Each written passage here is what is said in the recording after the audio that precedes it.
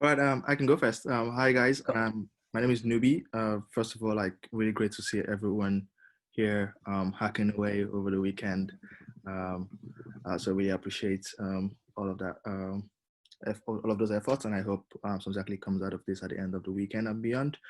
So my name, like I said, my name is Nubi. I work at Stripe. I work on the operations team as a program manager, and so pretty much what I do is like, how do we support our users in the most effective way, whether through self-serve or supporting them through our vendors or again resources and things like that. So I do have a background as well in startups. So I've done startups in the past, and yeah, more than happy to talk about anything around product development, customer acquisition, or just again just building something that matters. So yeah, that's me. I want to perhaps Robin, want to go next? Sure. Hey guys, I'm Robin. I currently work in our internal systems team here at Stripe. So I build and maintain our email messaging services and kind of the process, what goes where. In the past, I worked a lot in customer support, community management, social media. So a lot of familiar themes in the marketing presentation just now. Yeah, I'm happy to help out with any questions you might have. Handing over to Fatima. Apologies, mute. Hi, my name's Fatima. So I actually work in the financial crimes team at Stripe as a senior policy analyst. So kind of like investigating money laundering and building products to make sure that we, can detect that. But I have a background actually in policy, in YouTube, but after that I moved into setting up an operations team at Storyful. So kind of like dipped my toes into a bit of that world for a couple of years. And prior to that, I had been working in the development sector. So a lot of like working in concern on the corporate fundraising side. So a lot of this, like what you've been mentioning, Colette, in your presentation would be like kind of very familiar in my past. But after that, I worked on more of the program side of humanitarian aid delivery. So a bit of a mixture. Also working on inclusion at Stripe and diversity. So touching on a couple of themes. So that's me. I'll hand over to Mike, I think is the last of us here. Yep, my name is Mike. I'm an integration engineer at Stripe. So what that means is I work with Stripe's largest businesses globally. Some of our businesses that would be on our front page, it's no secret that I work with is Deliveroo, Squarespace, Kickstarter, helping them build their products, also their entire technical org. So previous to that, I was an engineer at a startup, which then got acquired by Bloomberg. So I worked for Bloomberg for 7.5 years.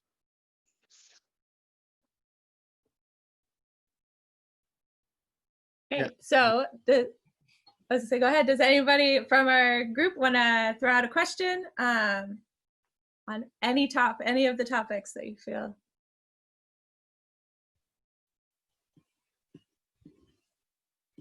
Yep. All right, I'll ask a question then. So in terms of like the integration side of things, because we're focusing on small businesses, how do you kind of take a business that's been brick and mortar for so long? I'm thinking, like the grocery store that's down the street where the old man doesn't know how to use the credit card scanner, and help them kind of move out into a situation like we're in now, where we're sort of encouraged not to use cash, or really encouraged to be making everything electronic. Yeah, so I can. Any of you? Yeah, I can share my thoughts working with some of these businesses. So there's a fantastic network of businesses out there that have built really awesome tools. So to name a few, Shopify is really good. Squarespace is really good. They're really intuitive to put together websites. You don't need a team of developers, which can be quite expensive to spin up your own websites, manage stock, integrate different systems. So they would be kind of the first places that I would look. There's a few different ones there with different price points. So yeah, I think to get your business online, that would be the first step, I would say. Robin, do you have thoughts on that? I'm coming more so from the like social media marketing angle like Colette, and it's actually I've seen a lot of good successes with these old brick and mortar stores being really authentic online rather than trying to be like the big advertiser and pushing 100 messages per day. Like try to keep the same approach that you would have in the shop, personal, and talk to your customers, approach them directly rather than trying to compete with like the big players that you know you couldn't even compete from a like personal perspective and the kind of money that they put into their marketing. I'll just do a quick plug that if you go on the Stripe website, there's actually like a COVID resource section where we have like no code resources. So you would like, again, build your online website presence. There are like Michael said, a few no code options to just like get started quickly. Okay. From Fatima, you were talking about inclusion. How, what, let me start back, sorry. A couple of our teams are working on how to keep different groups of people represented who usually get kind of the blunt end of the stick when it comes to a recession. Do you have any of you have thoughts to share on how teams can ensure that they're not just catering to the people who are going to come out of the problem okay anyway? Yeah, absolutely. I think Colette was starting to touch on some of these points, but just like really making sure you're being authentic about like why you're trying to include certain groups and not kind of coming at it from like a tick box exercise of, oh, we know this is a group we should be supporting right now and lots of other businesses are, so therefore we're just going to say, okay, we're targeting this specific group that has typically been underrepresented so far. So I'm just really trying to like know the group that you are trying to help represent now and trying to like talk to members of the community, get to know who they are, what they want, rather than telling them what they want because you know that it's like the popular group to be supporting right now. So yeah, really just kind of knowing the communities, speaking to them, asking what they want. Because otherwise it won't come across as authentic. It'll just be like, oh, we're just jumping on the bandwagon, and kind of like even talking about like when she was raising like the notion of just supporting Pride just because it's popular. I mean, like, you know, why did the Pride Parade come about? You know, understand the histories, understand like the reasons, and don't just make it be, this is going to make our business look good. So lots of research and thoughtful kind of connecting with communities. So. Awesome. So anybody, some of our participants here, I'm just going to start calling on people in a second, want to ask a question of our Stripe panel? Yeah, I might just, one thing I think came up earlier in the week in one of the keynotes is the pace of change, and I think the phrase digital Rubicon was used by one person. How is Stripe coping with that? Because we're seeing almost exponential growth year on year in terms of technology. How do you think Stripe is coping with that? And any tips as to how small startups who are starting now with maybe 1% of the resources that Stripe have can cope and keep up with that? So something that I've noticed, and especially in a role, my team is fairly small here at Stripe, you'll never have the resources to do all the things that you want to do. Like you can also have always have 100 plans and 100 products that you want to work on. So be very deliberate about like what is really out of all your ideas, what is really the most important thing that you want to spend your very limited resources, your very limited workforce on right now. That's really a key aspect for me. Yeah, and from a technical perspective as well, as Robin says, it's kind of like, what do you want to focus on? I think it's kind of not a very closely guarded secret, but a secret nonetheless, that Stripe runs on Ruby. You chat to developers in the ecosystem and everyone will go, Ruby's slow, Ruby's an old language, oh, you got to use JavaScript or something new and fancy. But actually use what's available to you, use what you're comfortable with. And once your product is good and it's usable, and you're starting to get revenue coming in, then you can hire people who maybe then you re-architect in the future. I think technology does change very quickly, and there's pressure to like be using the latest stuff. But ultimately, you want to build something that can bring in revenue, and it doesn't matter if you're on a language that's old, as long as you're comfortable and you can maintain it, and your product can speak for itself. That's all that matters ultimately. Yeah, I'll just quickly add from, I mean, just another point is just around prioritization, especially in like the times we're in right now. You might have had like a wonderful roadmap. I'm gonna do X, Y, Z in month X, Y, A, B, C, and you have to really like reel that in and say, okay, what do I really need to do right now? That will actually keep me alive. I know people who have actually like canceled their to-do list and just have just one item on the list, stay alive. And so as a business, as you're thinking about like whatever plans or whatever startup ideas or business ideas you're looking to explore, I think just how like thinking about like just staying alive, and once we're out of this, then you can start okay looking at again the nice to have. So I think more like again prioritizing what is really important, as opposed to the bell and the whistles. Yeah, and I could add, I guess, on two specific points. One being the people side of the business, and the other being kind of like meeting your regulatory requirements. So, like on the people side, I think it's really, really important at the moment to take stock and like realize that we are all humans, and this is a very difficult time for people. So I think one thing that we've been really careful about internally is just kind of checking in with individuals and kind of coming up with like actual solutions to help people during this time, and realizing that like all this focus on productivity, you've kind of really got to hone in on like well, is that what's important, and how do we make sure we can focus on, as like Nubi saying, like prioritize the most important things. So remembering the human side of things, and seeing like what the needs of your team are. And then on the regulatory side, like obviously, like I mean, users are facing so many issues right now, trying to get their businesses online, and we got to be really, really meticulous about the foundations and making sure that yes, we kind of balance the whole helping users, but also making sure that we meet our regulatory requirements. So kind of really carefully balancing those two is really important. One last addition, and it kind of goes in the same way with the prioritization. Really focus on your core competency, whatever it is that you're really building, and don't get distracted by, oh, if I just build a little fix for my email server here, or there's plenty of products out there from Shopify that kind of solve the big issues of the day, and make use of those. Don't try to build stuff yourself that's not really your core business.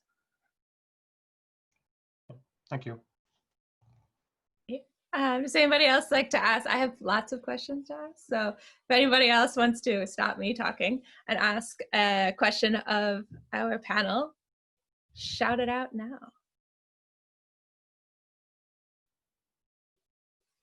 Great, well, I'll ask another question then.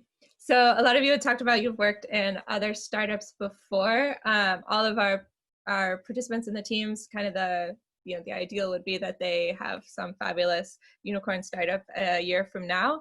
So what advice would you all have for them in terms of the best things you've seen from startups, and the dear God, please don't ever do that things that you've seen from startups, so where they can aim for to go and where they can aim to definitely avoid that problems?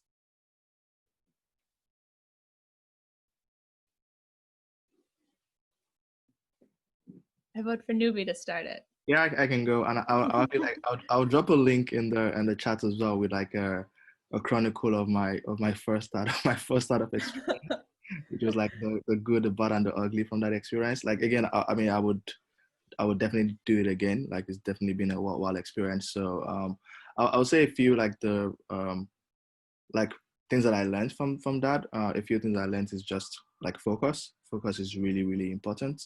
And when you're doing startups, like it's like you can go in 1,000 directions, but like you choosing not to and actually focus on what you're doing and what's actually working, and iterating on that and doubling down on that. I think it's really, really key. So that's the first bit, just focus. And then the second bit is just progress. I think good founders or great entrepreneurs are people who say, I'm going to do X tomorrow. And when you actually ask them tomorrow, they've done it or even done more than they've said, as opposed to like giving excuses as to like, oh, I couldn't do this because of A, B, C. So find a way to always make progress every day. I know Y Combinator, for example, like their metric for their startups is like you make sure you have 10% growth every week. And so that's just to push that, focus on one thing and try to just push that needle over and over again. when you focus on that, the how and the when and all those things will then will converge to help meet that goal. So yeah, focus and progress. I think that those are really key things. And then the last thing I'll say, perhaps if I was to make it a three factor thing, will just be people. You go further when you have people in your corner. So yes, put your hands down, get to work, but also don't forget to like reach out to people who can help you, who can accelerate what you're doing. Many people may have tried it before or know how to do it in a better way. So rather than you have that tunnel vision, so it's kind of like a balance between focus and spreading out. But yeah, focus, but also like try to get help to help you get up progress faster. So those are the three things I would say. And then just the big no-nos. Yeah, try to keep your team as small as possible. You don't need one person for every single task. So yeah, that was one mistake I made. I had like 7 co-founders from the get-go, and that was a mess. So yeah, try to keep it, to people that you need, and be okay to do to wear multiple hats at the start of your journey. And then another big no is just bookkeeping. If you're dealing with like money, so money coming in and going out, make sure you have your books in order. Don't just say, oh, it's just a tenner here and it's just a $5 there. Like you just keep it all adds up. So know the true cost of what you're doing. So when it comes to pricing, when it comes to actually like setting your what you're selling your product for and things like that, you're actually a profitable business, because a business is just that what's coming in has to be more than what's going out. So it's simple math. If not, you're more like a project, and there's nothing wrong with being a project, but if you're calling yourself a business, bookkeeping is really key. So yeah, have a simple spreadsheet. What are you spending and what are you making, and just make sure that it all adds up eventually. Yeah, those are again, I'll share the link to a more lamentation as to the whole journey. But yeah, those are my key takeaways. I have to bow out, but I'll just quickly share my thoughts. So I actually joined a startup. My first job straight out of college, so I wasn't involved in a founder. I was brought in because I was cheap, basically. One of the things that I did notice is that startup probably would have failed if most definitely would have failed if one thing didn't happen, and we had one kind of core set of users that we just spent every single day chatting to and iterating our product basically to suit them, because they were keeping the business afloat. So as a bunch of engineers, we could have very easily gone off and played with bells and whistles, to Nubi's point, and built something that people weren't asking for. But we were literally building the thing that they were asking for and chatting to them every day. So, and you see it in Stripe. You stay close to your users and build things that they want, and they'll tell their friends or people in similar situations who will come and use your products. And you'll grow because people love your products, not because you're building the thing that you want to build. So yeah, that's what I'll say before I bow out, is like chat to your users as much as possible. It's always valuable time chatting to them. But yeah, thanks for your time. Great. Well, thank you for joining us, and thank you for sharing your thoughts on everything. Cool. Thanks. Anybody else from our Stripe crew want to share their thoughts on the do's and don'ts of startup land? I'm happy to share just like a general takeaway that might be a do and a don't in one. Let's see where my train of thought goes. But it's just generally on like the experiences I've had, actually similar in a startup I was in, but also in some of the NGO and development sector orgs I was in, which I found to be like very similar. Oftentimes these organizations share the whole idea of, having a goal that you really want to achieve, which is actually probably something that like you really, really value, and you feel like you're really contributing something towards society, and you can get so caught up on that goal. And like, I think oftentimes the people who go to work in these organizations are so like committed to that goal as well. And you don't often see that in like other corporate entities and that sort of thing to the same degree that I've seen in both startups and the NGO sector. And that is fantastic, but I've often seen with like the lack of resources and the stress that comes with being in that early startup environment that, it can lead to such a commitment to that goal that you almost like, I've almost seen like worse treatment of the staff as a result. So I would say that can be really, really difficult. And it really stems oftentimes from like such a commitment to the goal, lack of resources, and then in a desire not to have to compromise. But I would say if you can really, really focus in the early stages and trying to avoid that, and really, really focusing on like, you know, having a solid group of individuals who understand like, you know, how to like foster that like safe and caring and inclusive environment from the get-go, that will help you achieve your end goal. So yeah, it's just a general takeaway of a do and a don't. Be committed, but don't be to the detriment of the happiness and like support of your staff. So awesome, fabulous. Teams, keep that in mind. Who else is here? Still here? Robin, would you like to share any thoughts you have, if you have? Can share some thoughts from the outside. I never really worked in a startup. I joined Stripe in 2016 when they still saw themselves as startup, but I was going to say kind of startup. To Fatima's point, like it's okay at the start to kind of like, it's a constant crunch time and everybody is kind of pulling extra, but keep in mind you're draining from a pool of your most valuable, most knowledgeable employees, and that isn't like a long-term thing you can sustain.